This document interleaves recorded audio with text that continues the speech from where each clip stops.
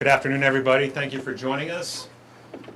With us this afternoon are University President Joe Harris, Vice President and Athletics Director Joe Castiglione, and Interim Head Football Coach Bob Stoops, who together have combined to provide more than 70 years of service to the University of Oklahoma. We'll begin with opening remarks from each of the three, and then we'll take questions. We'll get started with President Harris. Joe? Thank you. That 70 years sounds a little like a lot. Hey, it's great to see everyone here. Thank you for being here. I want to begin by just saying a thank you to all the student athletes. We know that whenever there's a coaching change or transition, it's a real impact on them.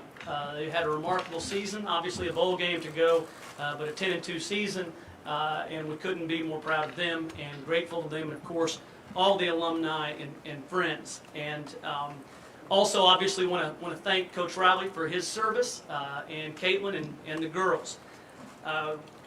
We're here today to talk about where we are going. Obviously, we know where we are today, which is in a coaching transition. Yesterday, Joe Castiglione and myself were in conversations about, they've been going on for a couple of weeks, about extending the contract, making sure we had all the resources we need to be successful in the Big 12 and, of course, in the SEC. And then by yesterday afternoon, we're really found out about, just before you all did, that Coach Riley had made the decision to go to USC. We had a long conversation about that, and as he's indicated in his statement, he spoke about it being a personal decision, not about whether or not we would meet the contract needs or the resource needs for this conference and the next, but a personal decision that he wanted to make for he and his family. The conversation that followed next, as you might imagine, was a conversation with Joe Castiglione, just the two of us, and we talked about, all right, what's the next step and how do we do this? And we talk about character and comfort. To me, being with Joe Castiglione, I've said it before and I'll say it again, he's the best athletic director in the country. And when you engage in a transition to coach at the University of Oklahoma, that's exactly what you deserve, and it's exactly what we have. And we talked about the idea of an interim. How do we handle this over the next days and weeks? And we talked about, we wonder if Bob Stoops would be up for doing that. And to me, the conversation reminded me, when we had it, a lot like the conversation that I had with Bob when I was dean of the law school and he was head coach back in 2017. Before he made the official announcement that he was not going to continue as the head coach for OU, Bob and I have been friends for a long time. He came to me and talked about the idea of stepping down as head coach. And to me, as a friend in that conversation, it didn't make a whole lot of sense. When you looked at it, the team, we were stocked and loaded and ready to go. He had a great path ahead of him. He had done a remarkable job with the program. And when I asked him why he was even considering doing it, his answer was, it's what's best for the program. And I said, why wouldn't you take one more year? Like, this is a chance to go all the way. Why wouldn't you do that? And person to person, friend to friend, he looked at me in a way that I've rarely seen in terms of raw character. And he said, because it's what's best for the program. Right? If you really love the program, you do what's best for it.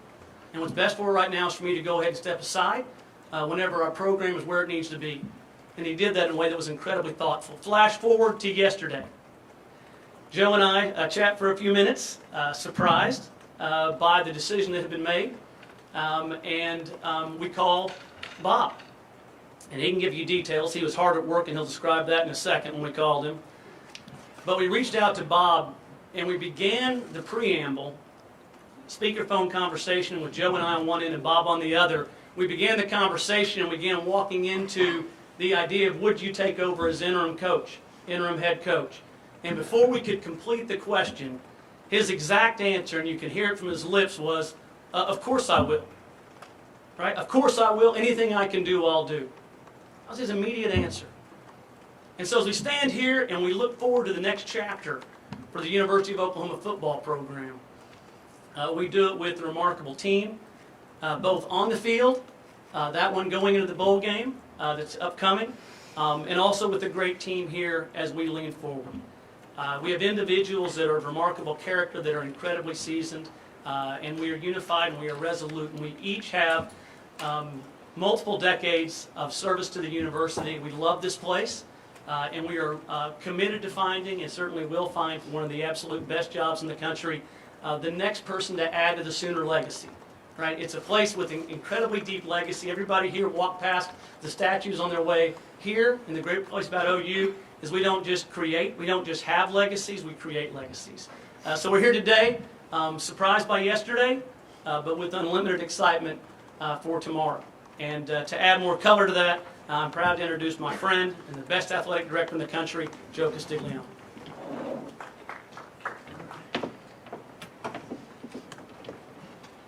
Thank you, President Harris.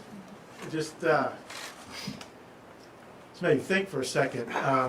First of all, it's good to see you in person instead of on Zoom.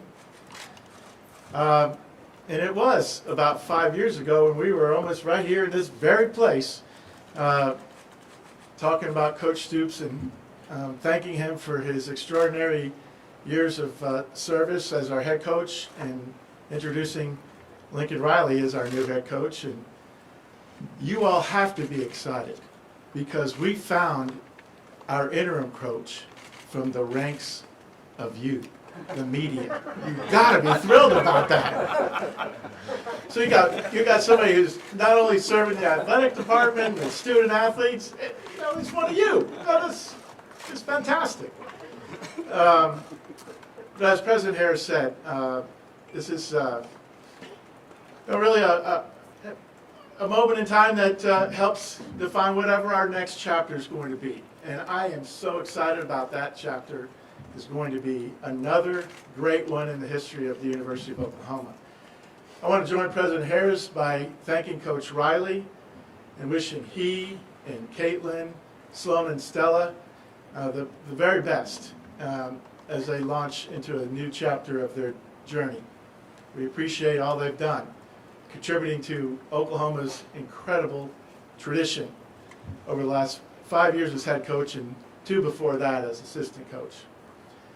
Just briefly, we'll get a lot of questions about this here in a few minutes, but like we always say, this job is one of the best ever in sports. And it's been made that way because of incredible players that chose to come to the University of Oklahoma that did exceptional things while they were here. Obviously, the coaches that found them, developed them, and continue to recruit and build upon that as we pursue championships. It's a great thing to be able to be part of here at the University of Oklahoma, and certainly, like you would expect, it's already drawn interest that's off the charts. The process is a lot like it always is. For those of you who have been around here, you might be able to inform some of those that are brand new that in spite of how inquisitive you are and how many rumors you're going to want me to corroborate, I don't do it. It's going to be stealthy as usual. But we know the importance of time and timing and what we need to do with everything that's going on in this very different and new world. And so we'll move it quickly. So with that, we can talk about whatever you want about process, and we'll decide what we can say and what we won't say. But lastly, I want to also join President Harris by thanking Coach Stoops. He has continued to serve the university as a very special asset for us since he stepped away from coaching. We've engaged him in a lot of things that have helped us generate new revenue to be able to connect with our alumni, donors, fans, friends, and it's been special to continue to work with him through that time. Didn't know that this was going to be one of those details that was on the job description, other duties that might be assigned, but so doggone glad that he was here. And he, just as President Harris said, when we called him, he just said, "How can I help?" Same thing he always says. And he's continuing to build on the great tradition that he helped create himself. I think it's a really unique way to celebrate what's about to happen just barely a week from now. He is going to be inducted into the College Hall of Fame. You're happy to know that even in the details of the criteria, they're still going to induct him into the Hall of Fame, even though he is now back as an active coach for a period of time. So we're very proud of him, and we'll be very proud to be with him next week. And so I would like you to join me in welcoming our interim head coach and soon-to-be Hall of Fame inductee to the College Football Hall of Fame, to join people like Coach Switzer, who's out there amongst us, and a lot of great players, Bob Stoops. All right. Thank you. Boy, this looks familiar. It's been a while. How come I'm the only one that hasn't aged? But anyway, it really is good to see you again, and glad and proud to step in here and help as the interim coach here for a period of time. And also want to recognize and acknowledge Coach Switzer back there. That appreciate him coming by to support us here today as well. And nothing better than walking into the Barry Switzer Center every single day to go to work. But listen, talking to our fan base out there, I'm talking to our recruits out there, I'm talking to our players' parents out there. I've had multiple meetings already with players, going out recruiting tonight. And the message to all of you is, listen, when I arrived here in December 1, 1998, there was something to be concerned about. A lot to be concerned about. 4 straight years without a winning record, no bowl games, da-da-da-da-da. 2 years later, we were 13-0 and won the national championship. This place is in a hell of a lot better shape than it was in December 1, 1998. All right, we're a perennial top 5, 10, 15 team every single year. All right, we're playing that kind of football. This job is going to attract the very best in the coaching world, and they're already lined up and calling Joe, hitting people the way they do. This is a real job. This is a great job, a great university with great leadership. And so all you fans, and again, player parents, everyone, just understand, give it a little bit of time, and you're going to see this is just a little bump in the road. There's not one guy, one person in the history of this program that's bigger than the program. Coach Switzer, myself, or Lincoln Riley. And what I told the players is they are the program. Players throughout these decades, they are OU football, not us as a coach. All right, that is, I'm in the hall, getting in the Hall of Fame because of them. The players, the coaches around them, all of that. But those players are the ones who are OU football. And they'll stick together, they stick together, they'll continue to be OU football, championship football, the way we're used to playing it. And I look forward to, to doing everything that I can here in these next few weeks to help it continue to succeed the way it has.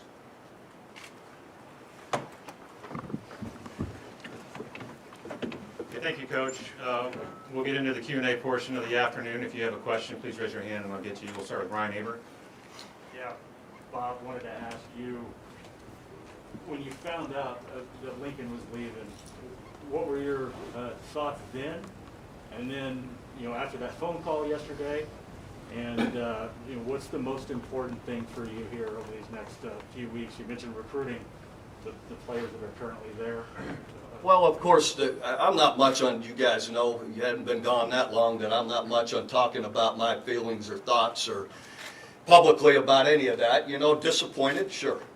The rest of it's, that'd be between Lincoln and I personally, and as it should be. I'm not much on making that kind of stuff public. My initial reaction is what's best for the program immediately, recruiting. And the players, it should say first and foremost, the players on our team right now. Reassuring them that they are OU football, sticking together. They could very well be a championship program next year. And that we will attract the very best in the coaching profession. And the same thing is projected out recruiting. We've got a couple of days, Wednesday, Friday, of lifting, guys to keep their self in good shape. And then same thing next week, and then we'll work into bowl week after that. So initial couple weeks recruiting and players finishing up finals and getting in the weight room some. Just quick follow-up, what do you think about getting back on the road recruiting? I think it's great. My wife's glad I'm out of the house. So. Stay on the right, Eric Bailey. Joe, I want to ask you, there was a lot of talk about LSU leading into the week. When did you find out, or what did you think about that chatter? When did you find out about USC, and is blindsided a good word to describe what happened? Well, first of all, to answer the question about LSU, as we've experienced through the 18 years worked together with Bob and even the 5 years with Lincoln, there are rumors every single year. We've got tremendous leaders. Future Hall of Famer, and Lincoln's career was off to a Hall of Fame start. There are going to be rumors. There are going to be schools that are interested in pursuing the great coaches that we have. Get it. It happens a lot in multiple sports. It's a great part about being at Oklahoma. We've been really successful at attracting great people. So the rumors didn't really strike me as anything new, different. However, Friday started getting a lot of calls from many of you and others about why this rumor keeps persisting. Didn't have any grounds to believe it had any legs. We had talked with Coach Riley consistently about what we were planning to do in the future, and a lot of our conversations, not just about him and his long-term relationship with us, but all the planning we were involved in strengthening our program now and what we wanted to do futuristically.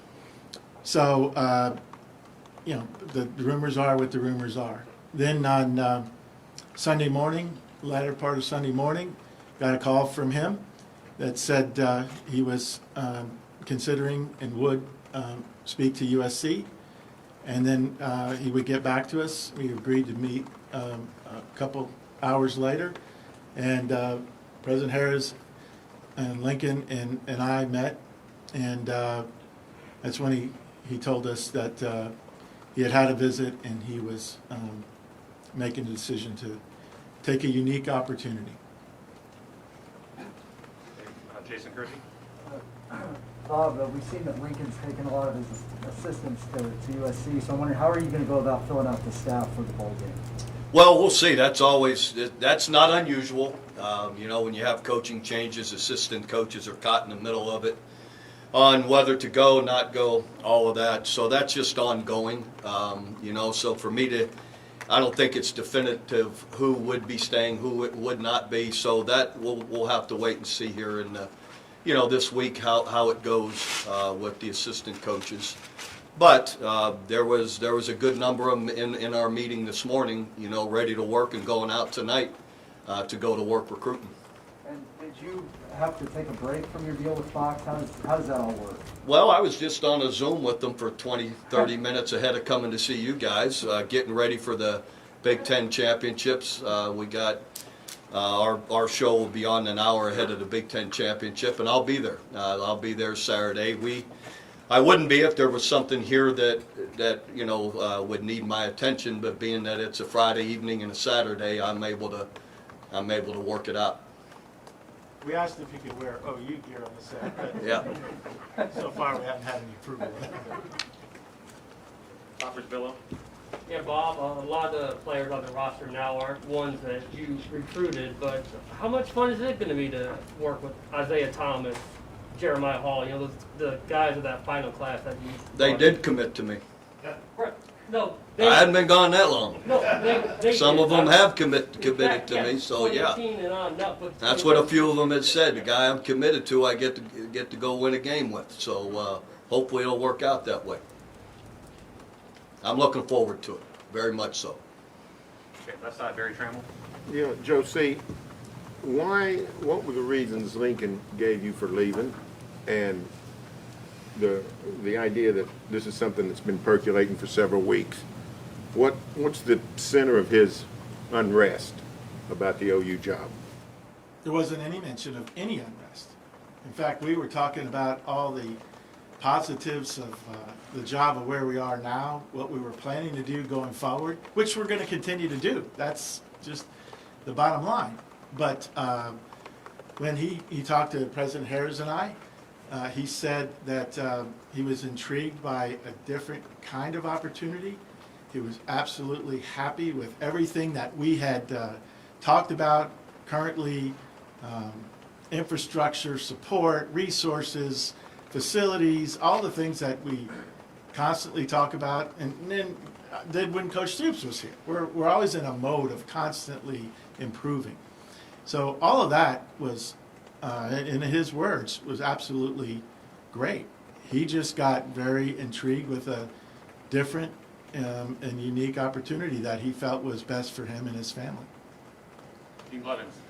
Joe, it's startling to see how quickly this thing flipped.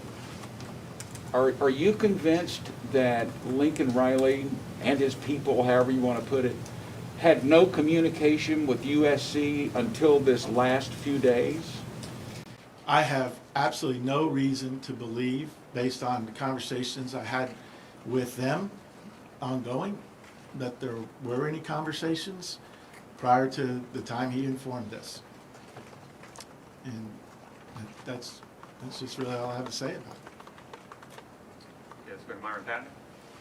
Well, the speculation that maybe he wasn't on board with the move to the SEC, that maybe he was not consulted before the decision was made, that maybe he was not on board with the move. Any truth to that? Coach Riley was brought into the conversation, the thought process that we were having about the future of college athletics, the rapidly changing landscape, the sands, and whatever euphemism you want to use, and what we could see happening down the road. And we talked about that with him. He was engaged in our thoughts about it, and he was definitely on board with it. And many conversations since the announcement was made, continued to be very much on board with it. And like I said earlier, we were talking about the resources and the process and things that we're going to want to have in place as we move toward the transition whenever that occurs. Okay. John Hoover in the middle. For Bob, welcome back. There was a post on social media on Friday night that said you had told the Fox crew that you were not going to be with them the rest of the season. Was that true? Does that go against what, or did you have to make a change? Surely you know better than to listen to social media for all your news. It was on Friday. It was on Friday before the game. So I told you I was just on a Zoom and I'm going to the game. So they obviously didn't made it up. Okay. You didn't have to change plans or anything like that? No, that was not true. Appreciate it. Okay, far left, Aaron Emig. Joe, just to clarify, the conversations with Lincoln about the SEC, did he specify that there needed to be some kind of a change of resources, an upgrade of resources for him to step into that arena moving forward in order to do the job effectively? Well, let me be absolutely crystal clear.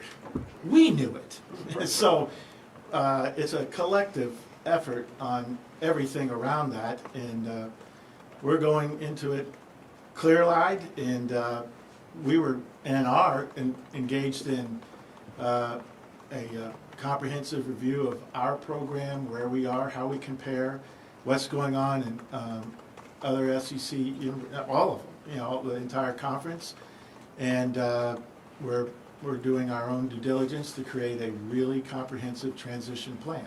So we were proactive, as we usually are. Quick follow-up, is the SEC, where does it come into play in terms of the attractiveness of the job and for the next coach? Does it complicate things because of the timeline being uncertain, or is it straight positive because of the opportunity that lies ahead? Well, I certainly want to talk to people who are excited about it, and if you're not, then no need to apply. But we're excited, and I can say that even as time has gone on, we're focused on being the best member in the Big 12 while we are here, but there have been a number of things that have occurred, since the announcement, and we're more confident than ever that we made the right move. And I think that energy is part of what will attract the right kind of leader for our football program going forward. Okay, third row in the aisle, Jenny Carlson. Hey, Bob. Guys like Nick Benito, you recruited, guys on the staff like DeMarco and Calvin who played for you.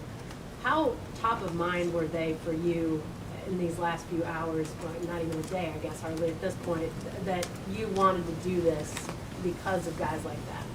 Well, absolutely, because of my love for the program first. But I also do personally care about all those guys. I care about the players. I want to hopefully, for them to be able to finish out here in the very best way they can. That's already a great year at 10-2. Hopefully to beat 11-2. And then, personally, those assistant coaches I've stayed close with and, recruited all of them. They all played for me, and they all care so much about this university. So there was nothing to think about for me. I mean, I said, if I can help, if that's what's best for the program, then I'm in, and I'll do the best I can.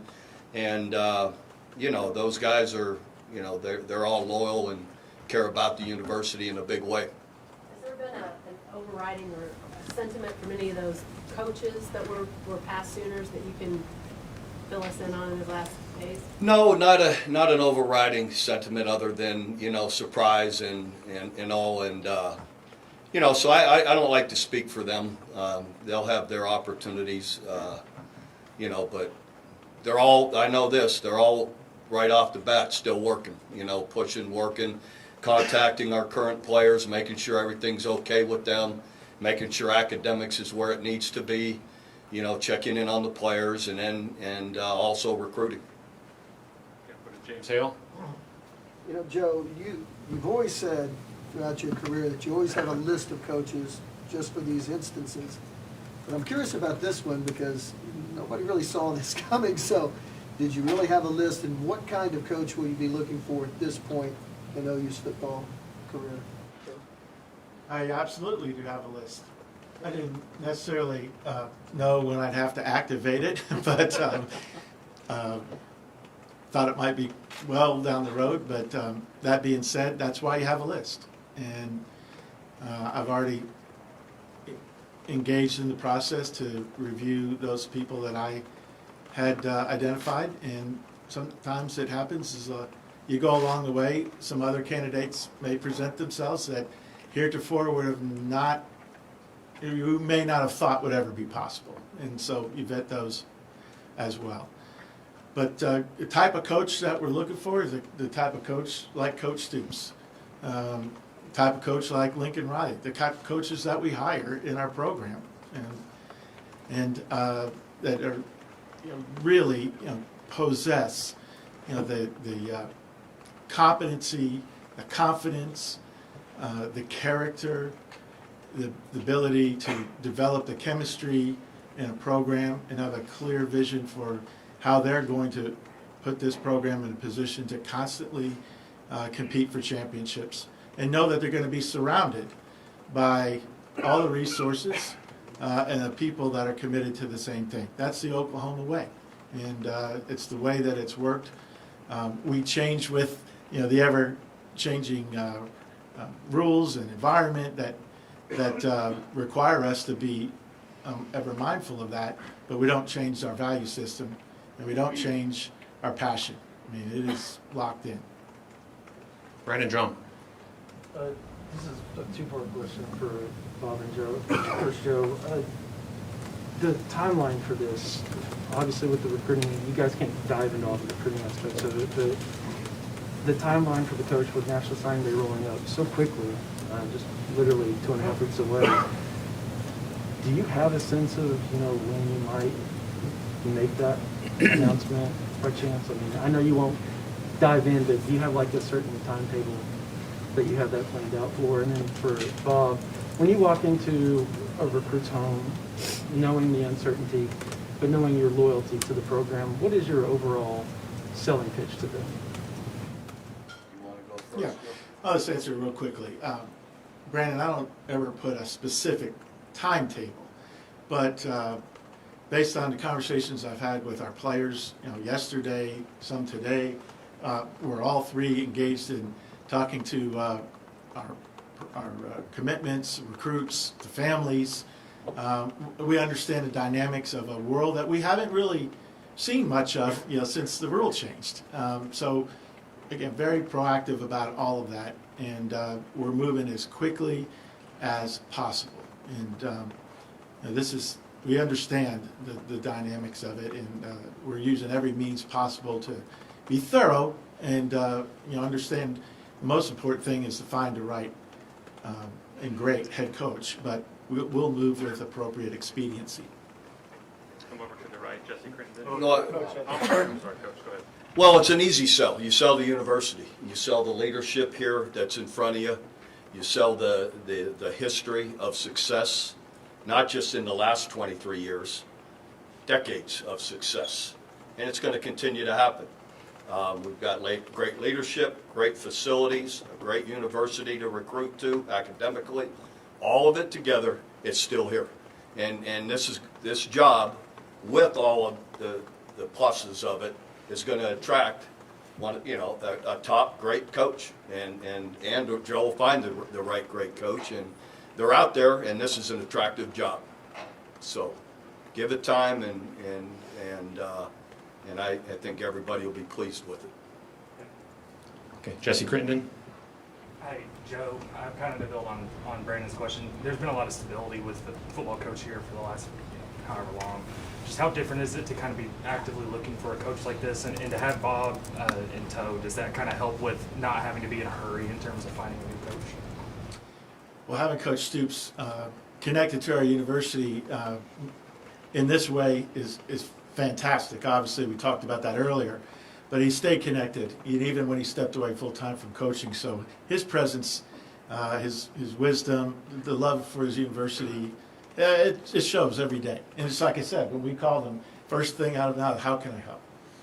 And but we understand that we've got a moment in time that we have to seize and be able to find the next coach. And we do desire to hire people that want to be here because they're successful, and we want to find the coaches that believe, have that drive and passion and confidence in themselves.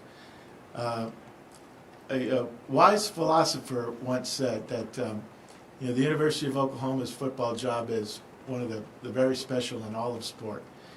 And if somebody ever wanted to test it out, when they didn't want to have it, as soon as they left, there'd be people lined up at the door to try to get it. Well, I'm not saying there's a door there, but I could tell you the response has been remarkable. And I mentioned it earlier, that people are reaching out that some people would never believe would have interest in it, and that's Oklahoma for you, and that's what we're going to use. And as Coach Stoops said, we have such great assets to sell and to surround the person that gets hired and their staff, and most importantly is we put our players first and the student athletes, helping them be successful. Okay, back right, Nathan Thompson. For Coach Stoops, right now, obviously, you're the interim head coach. Do you have any interest in it being a longer-term thing? Is it a possibility at all that you'd be interested in the head coaching job more permanently? I'm going to be here as long as they need me until they find their next new head coach, whenever that may be. So it could be more than a bowl game? Joe won't take that long. To be clear, we already tried. Yeah. Okay, Cliff Bryant. This is for Joe. First, your thoughts on Spencer Rattler, his decision to enter the transfer portal, and then also just the number of decommitments. How do you deal with that? It's a different era where so many things happen so quickly over social media. How do you plan to handle that aspect of things? Well, Coach Stoops and President Harris and I were just talking about that, and we get it. It's a tough thing to learn, and there's a variety of emotional responses that come with it, and people want to be able to step back, exhale, consider whatever options might come their way. That being said, entering the transfer portal does not necessarily mean they exit through the portal. Very easily could just explore, understand what they have, and then when they see who we hire, decide this is the best place for them. And that process, as I mentioned, Brandon, whoever, Jesse, we're moving it as quickly as we can for all those reasons. But whoever it is, there probably were going to be people entering the transfer portal even if we weren't sitting here today. It's just the nature of it. But we have such a great thing going here at Oklahoma. We're going to do everything possible to give them every reason to stay.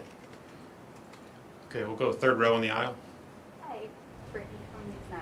So I saw a tweet by Nick Benito of him, it's actually Fresh Prince, kind of walking into a big empty room, looking sad, looking a little abandoned almost. What is the team, how is the team responding? I know you said that's the priority, to make sure they feel appreciated. So what are you guys doing, and how is the team, how did they react, I guess, to the news? Well, they were, they were of course blindsided, and so they were in shock yesterday, definitely. I was in the meeting.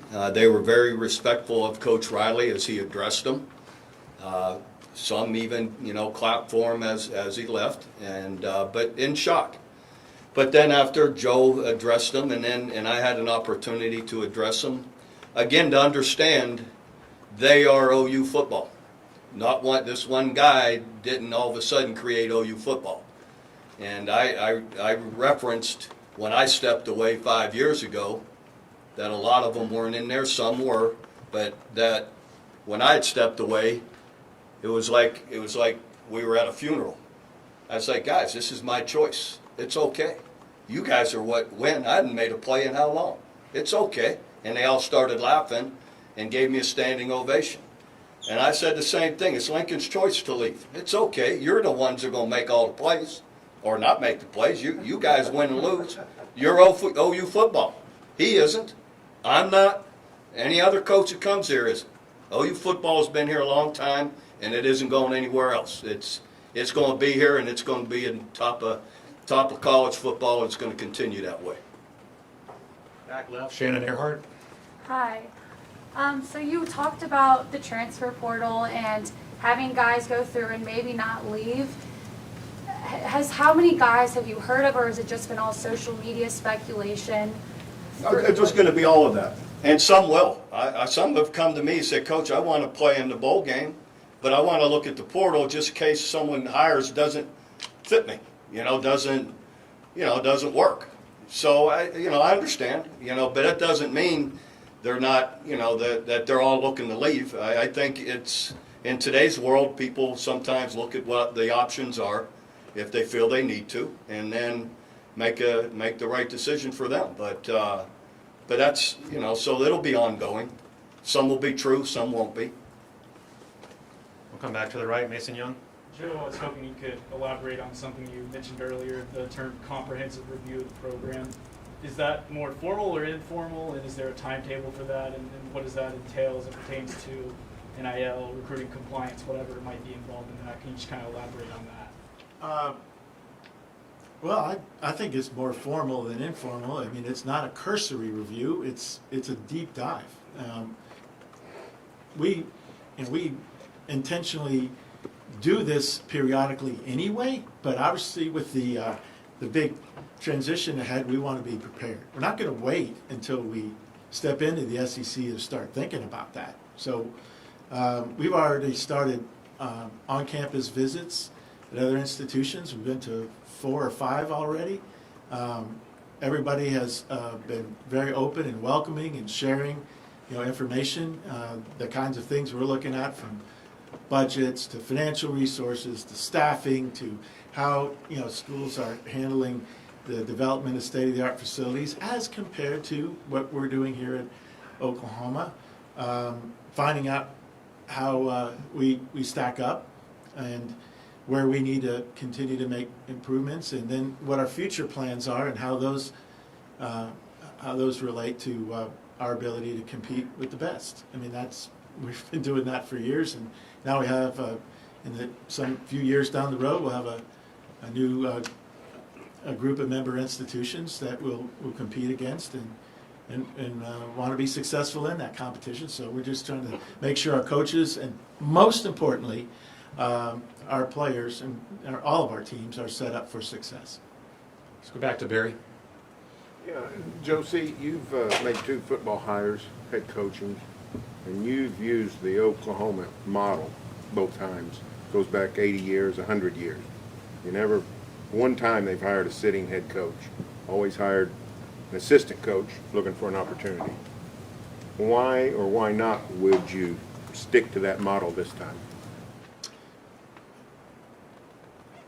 That's telegraphing my thought process, and I'm not going to do it. But why would I change models? That doesn't imply, or there's nothing hidden in any part of my remarks that I'm not open to hiring a sitting head coach versus an outstanding rising star that has not yet had head coaching experience.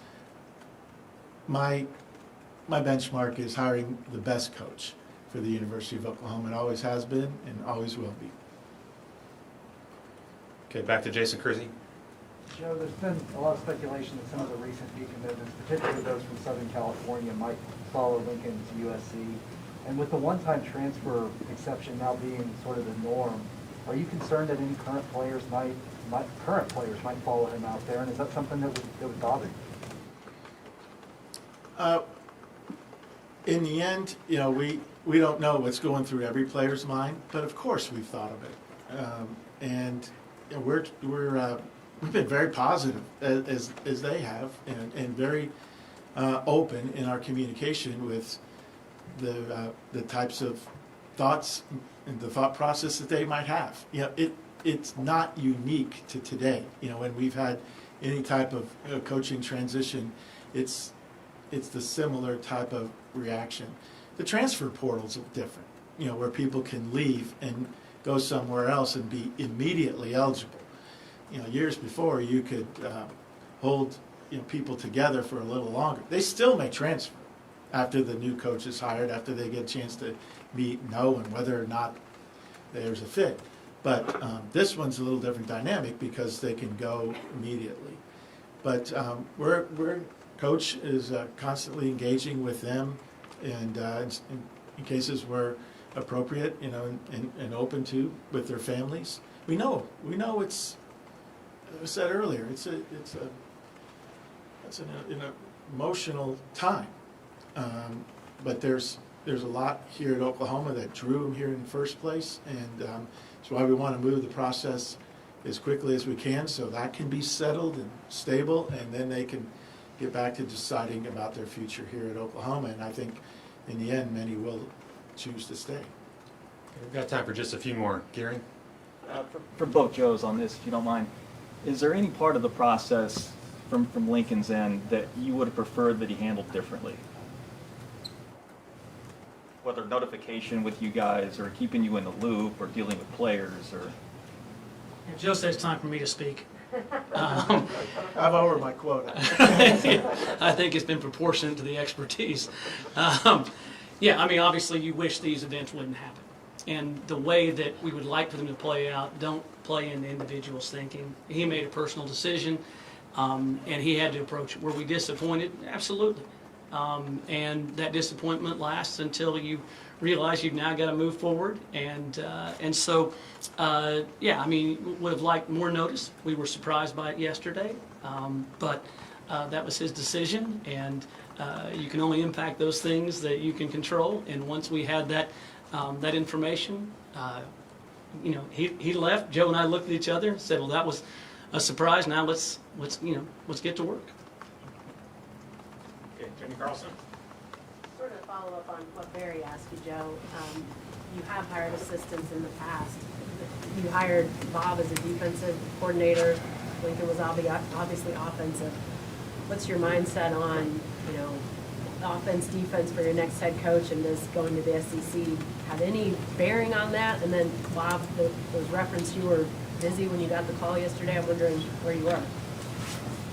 What do you think? Thinking golf course. You got it. Okay. See how nice it was yesterday? You're hitting good. Did they pull you off the course when you were playing well? I wasn't playing well. That's the only reason I answered. Yeah, Jenny, it goes back to the same answer. Best, most prepared, ready to be the coach at the University of Oklahoma. That's my choice. And, as I always say, the search might involve very few people, but the selection also involves our president and board.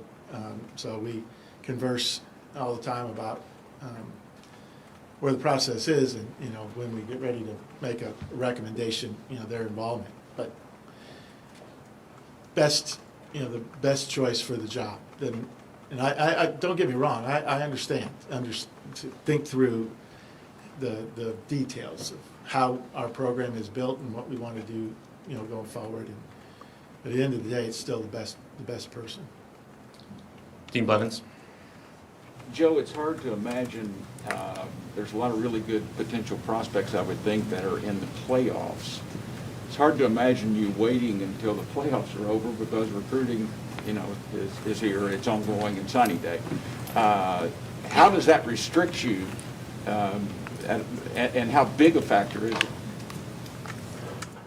Well, I don't want to get into ways that you could work around it because I don't know if we would have to, but I've been very mindful of that, and there are coaches that we may want to talk to that are engaged with teams that are playing in their conference championship, and then we'll see, whether any of those get named as the four in the college football playoff. But we get it. It's a unique part of the challenge, but we'll work through it, and we'll talk to people as quickly as we can engage with them. And if sometimes the situation is such that it doesn't present you with an opportunity to engage, so you just you have to decide to move on.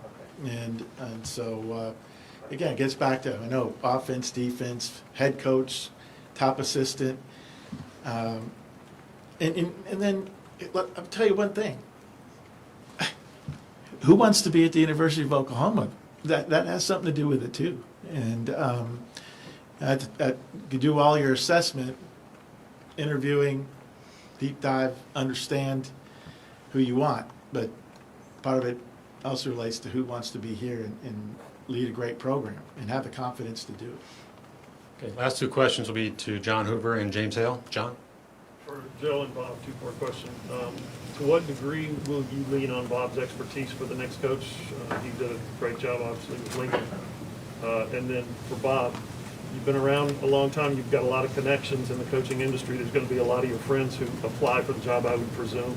How difficult is that going to be for you personally, knowing that you want to pick the right guy for the job, but yet personally you've got these other feelings? Joe's the picker. Joe's the boss. Joe's the picker. He and Mr. Joe Harris, the two of them, and I'm sure our board. I'm not getting into friends. That doesn't matter. I got a lot of friends I'd never hire. So it's just, so that doesn't have anything to do with it. It's who fits here the best, who brings the most and fits the best, and as Joe said, wants it the most. This is a great job, and he's going to have his share of candidates, and if he wants to run, some by me, obviously I've got feelings or I know maybe some things other people don't know about guys that you might stay away from this guy, or this guy I think you can't go wrong with, or so I might have some basic comments like that I can contribute with, but Joe will be the one, like always, that's deciding. Well, let's think about it, John. Got a great student athlete, understands that, understands assistant coach, been a coordinator, been a highly successful coach into 18 seasons, college Hall of Famer, now back in coaching, and a member of the media. I don't need to have anybody else help me. I got everybody represented in one guy, so of course if, Bob and I have had a relationship for a long, long time that as we've said many times when we've been in front of you, there isn't a thing that we would ever be afraid to talk about with each other, really. And we've shared a lot over the years. I trust him. I love the guy, love him as a friend. Had a great blessing and worked with him all those years. And, I'm sure I would never burden him. He's got enough now to say grace over, but he's always been open if I need to ask him. And of course, having our president here too is another great resource that I have a deep could knowledge do. of coaches. I'll be a stunning resource. Okay, last one, James Hale. Bob, Lincoln called, ran his own offense, called his own plays. Have you made a decision yet who's going to put together the offensive game plan and who's going to call plays for you? Not yet. I would assume and believe it would be a group effort, and that'd be something that I'll have, let the staff decide how they feel the most comfortable.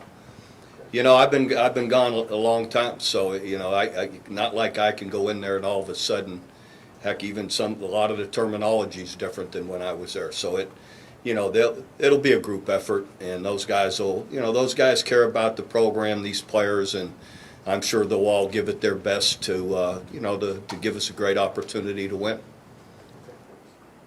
Okay, that's all our time today. Thank you all for being here. We'll see you all very soon.